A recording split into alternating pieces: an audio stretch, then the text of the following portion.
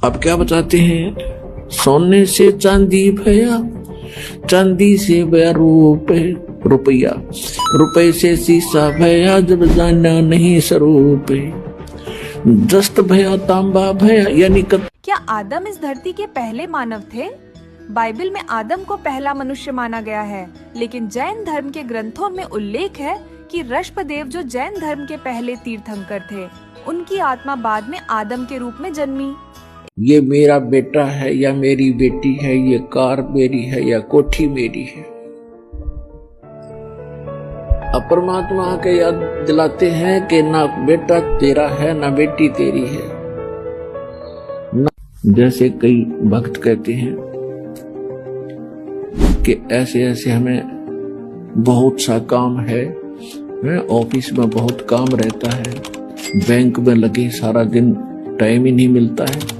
पुण्यात्मा भगत जब तक संसार से मदद मांगता है, परमात्मा दूर रहता है। और जब भक्त भगवान से ही आश्रित होता है, जब पता लग जाता है ये कुछ ना है बाकी के, एक का साथी है अपना, तब वो निकट आता है। कबीर साहब कहते बंदे से बंधा मिले।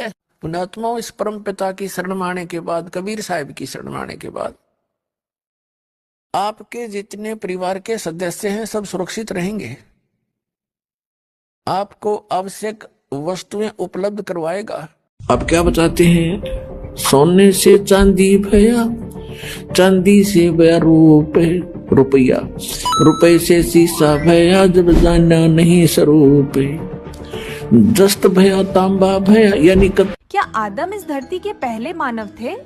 बाइबल में आदम को पहला मनुष्य माना गया है, लेकिन जैन धर्म के ग्रंथों में उल्लेख है कि ऋषभदेव जो जैन धर्म के पहले तीर्थंकर थे, उनकी आत्मा बाद में आदम के रूप में जन्मी।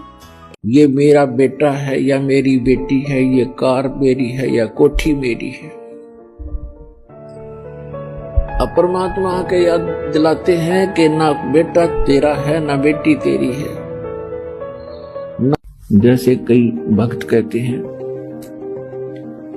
कि ऐसे ऐसे हमें बहुत सा काम है, ऑफिस में बहुत काम रहता है, बैंक में लगे सारा दिन टाइम ही नहीं मिलता है।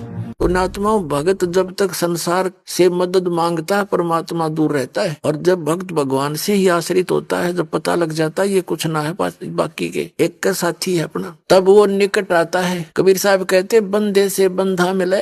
पुण्यात्मा इस परम पिता की शरण माने के बाद, कबीर साहब की शरण माने के बाद, आपके जितने परिवार के सदस्य हैं सब सुरक्षित रहेंगे। आपको आवश्यक वस्तुएं उपलब्ध करवाएगा।